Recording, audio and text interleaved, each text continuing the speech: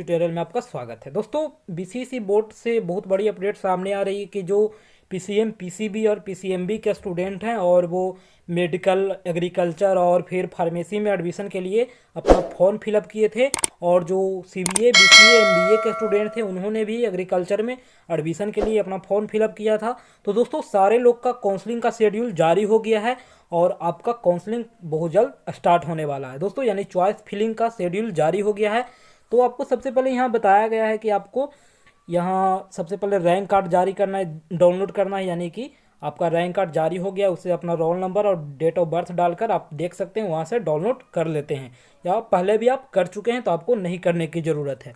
उसके बाद में बताया गया है कि ऑनलाइन चॉइस फिलिंग और काउंसलिंग प्रक्रिया हेतु अभ्यर्थी online counselling portal of BCEC 2020 पे क्लिक करेंगे। उसके बाद ऑनलाइन काउंसलिंग के लिए नया रजिस्ट्रेशन और चॉइस भरने हेतु सर्वप्रथम click here for new registration link पे क्लिक करके और कंप्यूटर स्क्रीन पे मांगे गए सूचनाओं को डालेंगे और रजिस्ट्रेशन करेंगे। दोस्तों, कहने का मतलब है कि आप जैसे ही पोर्टल खोलोगे तो आपके सामने click here for new registration का एक लिंक मिलता है, उसी पे आपको क्लिक करना होता है और आपको जो भी इन्फॉर्मेशन मांगा जाए, आईडी, फिर डेट ऑफ बर्थ, नेम वगैरह पूछा जाएगा, तो वो सब आपको फिलअप करना है। उसके बाद आपका रजिस्ट्रेशन हो जाएगा। दोस्तों, उसके बाद बताया गया है कि न्यू रजिस्ट्रेशन के बाद आपको यूजर आईडी और पासवर्ड से अपने अकाउंट में लॉगिन करना है। उसके बाद में अपनी सुविधा और अपनी प्राथमिकता के अनुसार आपको अधिक से अधिक कॉलेज का चॉइस देना है, ब्रांच आपको चूज करना है, यानी चॉइस फिलिंग करना है।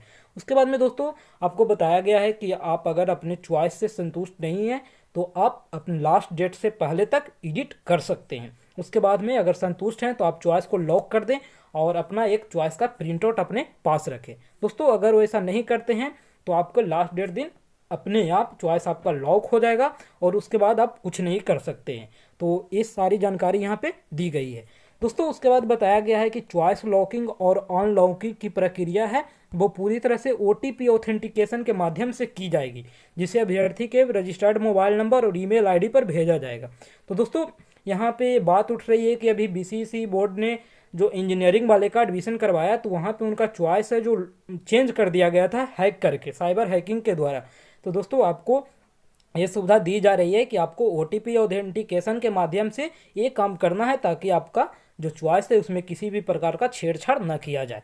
दोस्तों, उसके बाद बताया गया है कि ऑनलाइन काउंसलिंग हेतु रजिस्ट्रेशन एवं चॉइस फिलिंग की प्रक्रिया वन टाइम है, इसलिए अगर कोई अभ्यर्थी फर्स्ट राउंड में रजिस्ट्रेशन कर अपना चॉइस फिलिंग नहीं करते हैं तो वैसे अभ्यर्थी को दोबारा रजिस्ट्रेशन और चॉइस फिलिंग का मौका नहीं दिया जाएगा। तो आप समझ लीजिए, आपको अगर काउंसलिंग में पार्टिसिपेट करना है तो आपको इस टाइम रजिस्ट्रेशन और चॉइस फिलिंग जरूर करना होगा। अगर यहाँ नहीं करते हैं तो आपको सेकंड राउंड में या थर्ड राउंड में मौका नहीं दिया जाएगा। दोस्तों, उसके बाद बताया गया है कि अभ्यर्थी अपने रिजल्ट को देखने के लिए जब से आपको कोई कॉलेज अलॉट होता है तो वहाँ पे आपको रिजल्ट देखने के लिए आपको अकाउंट में लॉगिन करना है, आईडी और पासवर्ड डालकर। उसके बाद आपको वहाँ से अलॉटमेंट लेटर डाउनलोड करना है, और अगर आप संतुष्ट रहते हैं कॉलेज से तो आप आउट ऑफ ग्रेशन के ऑप्शन पे नो करके आप एडमिशन ले लीजिए, और अगर आप ग्रेशन देना चाहते हैं तो वहाँ पे आउट ऑफ ग्रेशन पे टिक करेंगे और आपको अलॉटमेंट लेटर को डाउनलोड करेंगे और जाकर कॉलेज रिपोर्ट करेंगे। दोस्तों, तो अगर आप कुछ भी नहीं करते हैं तो आपको काउंसलिंग से निष्कासित कर दिया जाएगा, आपको कुछ ना कुछ तो ज़रूर करना ही करना होगा। दोस्तों, उसके बाद में बताया गया है कि आवंटित अभ्यर्थियों द्वारा डाउनलोड किए गए प्रोविजनल अलॉटमेंट ऑर्डर में डॉक्यूमेंट वेरिफिकेशन और एडमिशन हेतु रिपोर्टिंग सेंटर का नाम और डेट लिखा रहेगा, यानी कि जो अलॉटमेंट लेटर आपका आएगा उसमें आपको कहाँ रिपोर्ट करना है, रिपोर्टिंग सेंटर का नाम और डेट, आपको किस डेट से किस डेट के बीच जाना है। और अगर आप नहीं जाते हैं तो आपको यहाँ लिखा गया है कि अगर कोई अभ्यर्थी किसी भी कारणवश निर्धारित समय तक अपना डॉक्यूमेंट वेरिफिकेशन नहीं करवाते हैं तो वैसे आवंटित अभ्यर्थियों को अगले राउंड के लिए अयोग्य मानते हुए जो सीट मिला था उसे खाली माना जाएगा और आगे की काउंसलिंग से आपको निष्कासित कर दिया जाएगा और जो सीट है वो दूसरे स्टूडेंट को दे दिया जाएगा। परंतु अगर फर्स्ट राउंड में किसी अभ्यर्थी को सीट आवंटन नहीं होता है तो वह अगले राउंड का इंतजार करेंगे, यानी किन्हीं स्टूडेंट को सीट फर्स्ट राउंड में नहीं मिलता, सारे को तो मिलेगा नहीं, तो उनको नेक्स्ट राउंड के लिए वेट करना होगा। ये सारी इंपॉर्टेंट जानकारी आपको दी गई है और ये बात आपको समझनी चाहिए। दोस्तों, उसके बाद शेड्यूल दिया गया है, हम देख लेते हैं। उसके बाद बताया गया है कि सीट मैट्रिक्स है, बिजनेस रूल है, वो आपको 6/1 यानी 6 जनवरी को आपको जारी हो गया है। उसके बाद में बताया गया है कि जो आपका रजिस्ट्रेशन और चॉइस फिलिंग है वो आपको स्टार्ट हो जाएगा 8 जनवरी से, यानी 8 जनवरी से आपका काउंसलिंग स्टार्ट हो गया। उसके बाद लास्ट डेट रखा गया है वो 14 जनवरी को रखा गया है। फर्स्ट राउंड का जो रिजल्ट है वो आपका 21 जनवरी को आएगा। और सेकेंड, और दोस्तों आपका अलॉटमेंट डाउनलोड करने का समय है वो 21 जनवरी तक ही है। उसके बाद में आपका एडमिशन और डॉक्यूमेंट वेरिफिकेशन हो जाएगा फर्स्ट राउंड का, वो 22 जनवरी को हो जाएगा। तो दोस्तों 22 से 26 तक का समय दिया गया है फर्स्ट राउंड के एडमिशन के लिए। आपको 22 से 26 तक में जाकर अगर कोई कॉलेज मिलता है तो आपको जाकर रिपोर्ट करना होगा, या आप अपग्रेडेशन करवा सकते हैं या फिर एडमिशन ले सकते हैं दोस्तों। उसके बाद में और भी जो डेट दिए गए हैं सेकेंड राउंड काउंसलिंग का, तो सेकेंड राउंड काउंसलिंग में आप देख सकते हैं जो डेट है रिजल्ट पब्लिकेशन का वो 29 तारीख को है, यानी 29 जनवरी को सेकेंड राउंड का रिजल्ट आएगा। उसके बाद में आपका जो अलॉटमेंट ऑर्डर डाउनलोड करने का समय है सेकेंड राउंड का तो वो 29 को ही है। और जो एडमिशन है सेकेंड राउंड का तो वो डॉक्यूमेंट वेरिफिकेशन के साथ एडमिशन तुरंत हो जाता है।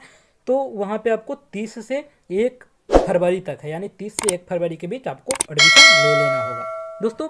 उसके बाद बताया गया है कि इंटरनेट व्यवधान के लिए परिषद उत्तरदायी नहीं होगा, अतः अभ्यर्थी अपने अंतिम तिथियों का इंतजार करेंगे और सभी प्रक्रिया पूरी कर लेंगे। तो आपको ये सब बात समझनी चाहिए कि अगर कोई टेक्निकल प्रॉब्लम आती है तो इससे पहले आप अपना काम है वो निपटा लें दोस्तों। इसके बाद यहाँ पे डॉक्यूमेंट्स लिस्ट बताए गए हैं। तो इसमें मैट्रिक इंटर के पूरे डॉक्यूमेंट्स चाहिए, प्रोविजनल हो चाहे मार्कशीट हो या फिर एडमिट कार्ड हो। उसके बाद में बीसीसी बोर्ड का एडमिट कार्ड चाहिए, उस पर जो फोटोग्राफ्स जैसा लगाए हैं वैसा ही 6 फोटोग्राफ्स चाहिए। इसका डिटेल्स वीडियो मैं पहले ही अपलोड कर चुका हूँ 1 मंथ पहले, ताकि आपको यहाँ पर भी दिक्कत ना हो दोस्तों। उसके बाद में जाति प्रमाण पत्र, आय प्रमाण पत्र, उसके बाद में रेसिडेंशियल सर्टिफिकेट है, फिर कैरेक्टर सर्टिफिकेट है। उसके बाद में जो भी स्टूडेंट सैनिक कोटा से होंगे या फिर डिसेबल्ड कोटा से हैं तो उनको ये सब सर्टिफिकेट देना होगा। आधार कार्ड आपके पास होना चाहिए। उसके बाद बीसीसी फॉर्म भरे हैं तो आपके साथ पार्ट ए और पार्ट बी मिला होगा, वो आपके पास होना चाहिए दोस्तों। उसके बाद में रैंक कार्ड आपके पास होना चाहिए। उसके बाद आपका जो अलॉटमेंट लेटर मिलेगा वो होना चाहिए। उसके बाद में आप चॉइस लॉक किए हैं तो आपका चॉइस का एक प्रिंट आउट होना चाहिए। उसके बाद वेरिफिकेशन स्लिप बीसीसी बोर्ड जारी करेगा और बायोमेट्रिक फॉर्म जारी करेगा तो वो आपके पास होना चाहिए।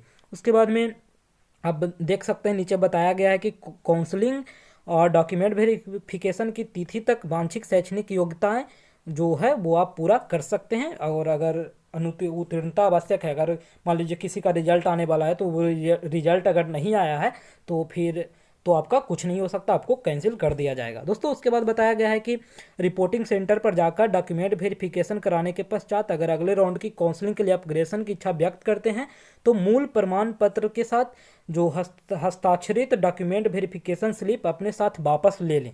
यानी कि आप अपग्रेडेशन देते हैं तो आपको डॉक्यूमेंट्स के साथ आपका एक वेरिफिकेशन स्लिप मिलेगा, उसे आपको वापस मांग लेना है। और अगर आप एडमिशन लेते हैं तो आपको वो जमा कर लेंगे, और जब भी आपको कभी ज़रूरत पड़े तो आप डॉक्यूमेंट्स कॉलेज से ले सकते हैं। तो दोस्तों ये सारी जानकारी आपको दी गई है। वीडियो पसंद आए तो लाइक करें, अपने दोस्तों में शेयर करें। Thank you.